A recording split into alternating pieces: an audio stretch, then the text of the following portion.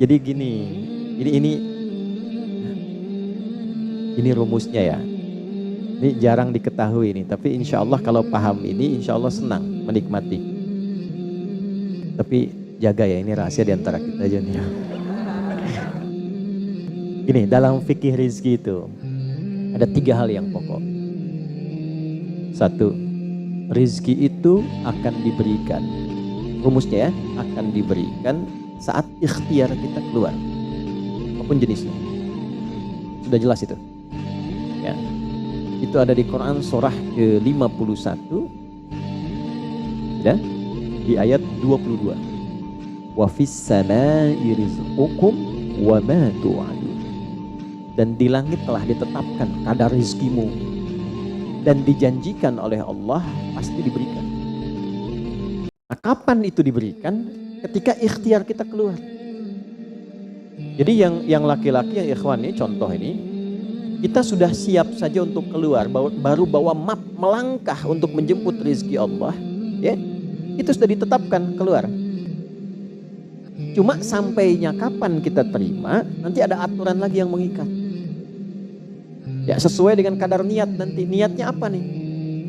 Apakah mencari rezeki untuk kebutuhan dunia saja? Apakah mencari rezeki untuk mendapatkan ridha Allah? Ya kan? Niatnya bisa berbeda.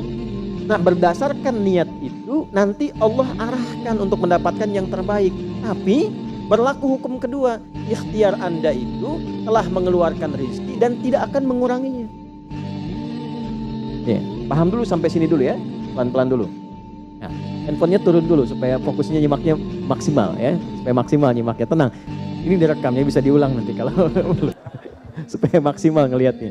Jadi ini yang pertama dulu, rezeki sudah ditetapkan, pasti diberikan. Cara Allah memberikan, kita bergerak, itu rezeki ditetapkan turun. Jelas? Nah, diterimanya oleh kita nanti kembali berdasarkan ikhtiar kita dan niat kita untuk mendapatinya. Innamal a'malu ya, itu dalil hadisnya. Jelas ya? Sampai sini dulu. Yang kedua, rezeki tidak akan tertukar dan berkurang. Karena kadarnya sudah pas, ya, tepat pas, tidak ada yang berkurang dan tidak akan tertukar. Kalau Anda yang berikhtiar, tidak mungkin datangnya ke teman Anda, mustahil. Kalau kita yang berikhtiar, tidak mungkin kepada saingan kita, itu mustahil. Ya, kan ada persaingan dalam bisnis kadang-kadang kan.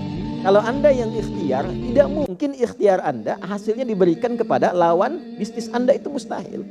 Pasti jatuhnya ke Anda juga. Tidak akan ke yang lain. Kecuali dalam satu bab rumah tangga. Ya, usaha ayah kadang diberikan rizkinya mengalir kepada anak, atau usaha anak akan mengalir kemudian dampaknya kepada orang tuanya. Itu sudah rumus. Ya, awas, hati-hati. Jadi kalau Anda ingin mudah berkehidupan ke depan, didik anak dekat dengan Allah. Jika anak itu jadi baik, keberkahan pada anak itu akan menular kepada kedua orang tuanya. Ya, Bapak Ibu pengen haji, nabung banyak, belum berangkat, sudah antrian panjang, kan? Tapi tiba-tiba ada orang yang tetangga anaknya penghafal Quran 30 juz, dapat hadiah haji, orang tuanya ikut, bapaknya ikut, ibunya ikut, gurunya ikut. Ya, jadi nanti ada 2 ayat di dalam Al-Quran yang menjamin usaha orang tua mengalir ke anak, usaha anak mengalir kepada kedua orang tua. Babnya keluarkan kalau ingin mudah.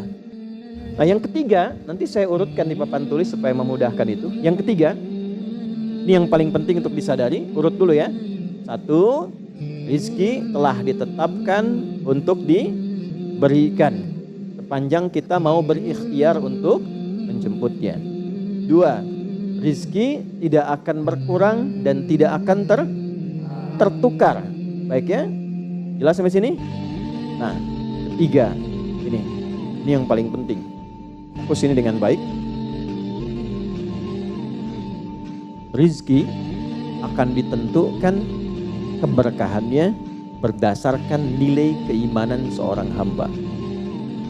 Catat ya, rizki akan ditentukan kadar keberkahannya. Saya bicara berkah dulu tuh.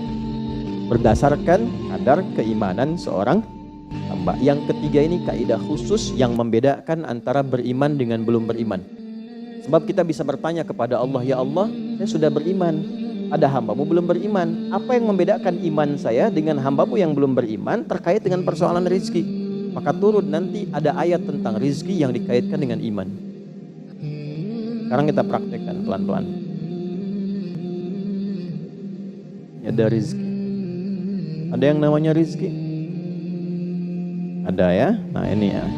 Ini bab tentang Anda nih. 1. Pasti diberikan sesuai kadar ikhtiar. Loh. Ya. 2. Sifatnya tidak tertukar. Ya, putri boleh tertukar, ada menteri yang tertukar, tapi tidak ada rezeki yang tertukar ya. Tidak tertukar sesuai dengan niat. Rizki nggak butuh alamat ya Pak. Begitu dapat langsung diberikan. Karena malaikat tuh kalau sudah turunkan nggak mungkin salah alamat tuh, udah tercatat semua itu.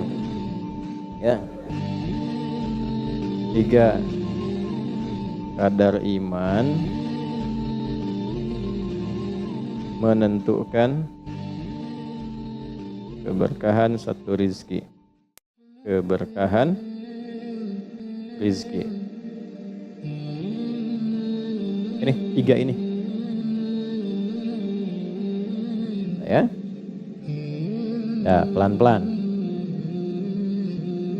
Yuk, cara memahaminya bagaimana? Kalau ada yang bergerak, itu pasti rezeki diperintahkan ya untuk diturunkan. Tapi sekali lagi tadi, apakah itu akan langsung diterima atau nanti diakumulasikan, dikumpulkan? Yang dengan pengumpulan itu di titik tertentu Allah berikan. Jadi kalau Anda misalnya belum dapat hari ini, belum dapat hari besok, sepekan nyari nggak dapat, tiba-tiba bulan yang ketiga dapat, dan gajinya begitu besar tawarannya, bahkan belum mulai udah dikasih ya pesangon misalnya untuk uang muka banyak sekali. Nah, cara memahaminya bagaimana? Bukan berarti ketika Anda dapat di situ besar, itu akumulasi kumpulan yang telah dikumpulkan dari ikhtiar Anda sejak awal. Paham nggak sampai sini? Paham ya? Nah, kenapa ada hukum demikian? Masuk ke sini dulu nih. Ya, saya mau tanya sebentar. Bapak Ibu, yang para ayah dulu ya, laki-laki lah terutama. Kalau mencari rizki dalam konteks bekerja ya, untuk materi. Karena rizki itu nanti ada kenangan, anak-anak, keturunan itu rizki juga. Dalam konteks mencari materi, untuk makan, untuk minum dan sebagainya, saya tanya, untuk memenuhi kebutuhan hidup atau untuk mencari ridho Allah? Udah jujur aja, nggak usah. Bahas sini dulu. Udah, wajahnya nampak kok ini. Saya tanya, untuk kebutuhan hidup atau mencari ridha Allah? Nah, ini nomor 1. Nggak mau kalah dua-duanya. Ridha Allah. Ini sekedar dunia. Pelan-pelan ya. Ketika Anda mencari rizki hanya untuk dunia, maka yang berlaku hukum dunia. Ya. Semakin Anda bekerja keras, semakin Anda dapat. Semakin Anda kreatif, semakin mudah dapat. Ya, semakin pintar, semakin mudah dapatnya. Di sini tidak berlaku masalah iman, karena semua sama. Allah tetapkan hukum dunia. Siapa yang bekerja keras, siapa yang mau kreatif, siapa yang punya inovasi, siapa yang makin pintar, mudah dia mendapatkan dunia. Ada ilmu menambah, dunia dapat. Man arada dunya, kata Imam Syafi'i, fa'alaihi bil ilmi. Siapa yang ingin menguasai dunia, dengan ilmu bisa dapat. Ini. Ada ilmu kreativitas, ada serius, sungguh-sungguh. Kerja yang serius, sungguh-sungguh. Itu kan? Di Tiongkok itu, kalau datang ke satu tempat, ketukin tiap pintu, nawarin barang. Ya, barang ditawarin 1, 2, 3, 4, saking seriusnya. Orang mengerjakan apa, dia cari yang lain. Pernah dulu ada orang bukan muslim ke Saudi, mampir ke Jeddah hanya untuk lihat jemaah haji itu beli apa. Setelah itu dia pulang ke Tiongkok, ke Cina, ya. Musim berikutnya itu made in China. Semua buatan Cina tuh, yang tasbih Cina, yang sajadah Cina, dan harganya jauh di atas harga-harga standar. Itu tuh. Jadi kalau misalnya orang serius, sungguh-sungguh kreatif, inovasinya ada, bisa buat sesuatu yang orang lain nggak buat, dia bisa sukses hukum dunia. Gitu. Tapi semua apa yang didapatkan pun untuk memenuhi kebutuhan dunia saja. Nafsu ada di situ, persaingan ada di situ, ya, popularitas ada di situ. Makanya orang-orang yang kerjanya orientasi dunia itu pada umumnya, maaf ya, pada umumnya apa yang didapatkan hanya untuk memenuhi kebutuhan nafsunya saja.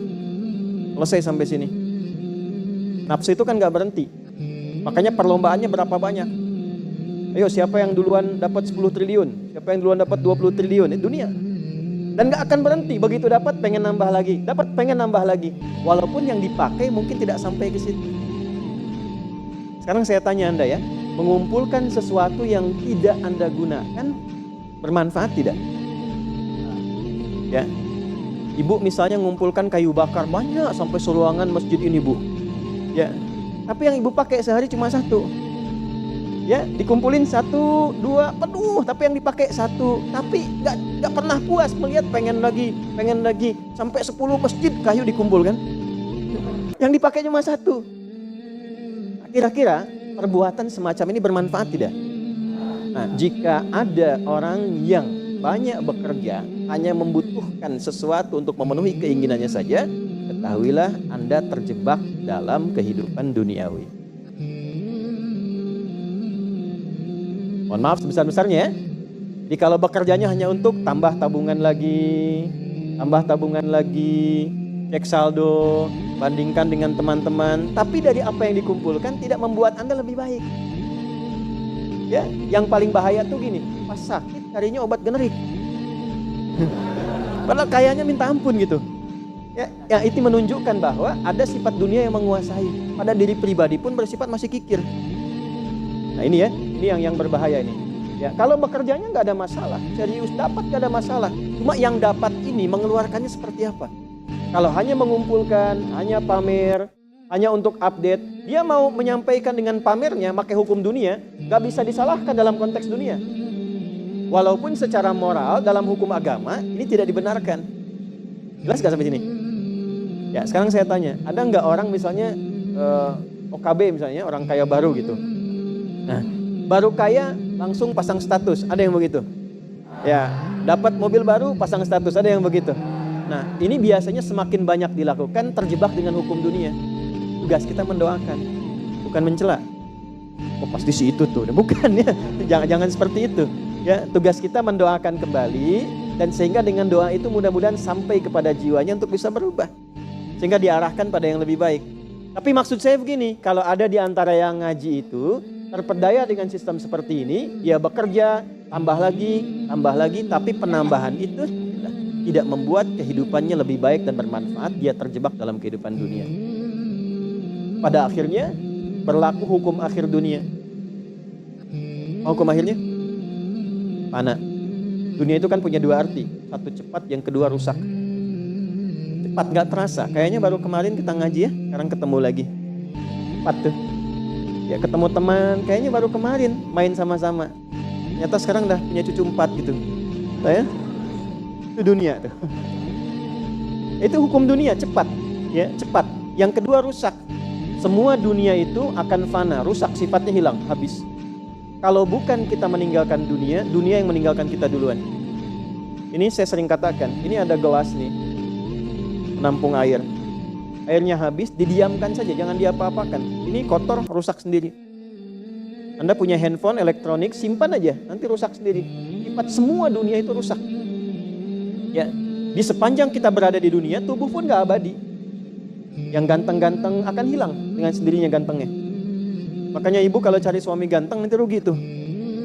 Ya, baik sama, istri juga demikian, yang perempuan demikian. Semua selama di dunia hukum berlaku. Nah, harta juga begitu. Saat dikumpulkan banyak yang dihitung ini, kalau tidak sadar dengan ini poinnya. Kalau tidak sadar dengan ketentuan hidup yang benar, pasti penyesalannya di akhir. Karena semua yang dikumpulkan itu pada akhirnya akan selesai hilang. Minimal manusia yang meninggalkan apa yang dikumpulkan dari dunia ini. Terkumpul 100 triliun, hartanya kumpul, manusianya kan meninggal juga. Ya kan? Selesai ya? Ya, pertanyaannya, selama hidup yang kemakan berapa dari sini? Nah, ini yang kemudian dikoreksi oleh agama, dituntun oleh Islam. Tidak salah. Kalau bisa jangan 100 triliun, nanggung 1000 triliun, 2000 triliun, 3000 triliun. Kayak Abdurrahman bin Auf tuh sampai 14.000 triliun. Kalau dihitung dengan kurs sekarang, sampai 14.000 triliun. Tapi ternyata apa yang dikumpulkan itu membawa keberkahan untuk dunianya plus membawa bekal kebaikan untuk akhiratnya. 1 dari 10 orang yang dijamin masuk surga tanpa hisab adalah orang paling kaya yang pernah hidup di muka bumi ini. Salah satunya Abdurrahman bin Auf. Hartanya kurang lebih sampai 14.000 triliun. Tapi bisa menggunakannya. Dunianya sejahtera, akhiratnya terjamin. Jelas sampai sini? Ya, nah maka yang paling menentukan itu ini satu niat. Yang kedua di sini keberkahan. Dicarinya pakai iman.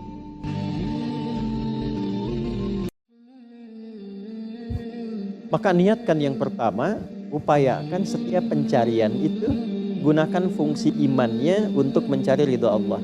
Maka ayatnya akan pindah ke ayat 172. Ya ayyuhalladzina amanu kulu min thayyibati ma razaqnakum. Hei orang-orang yang beriman, pakai imanmu untuk mencari kebutuhan hidupmu.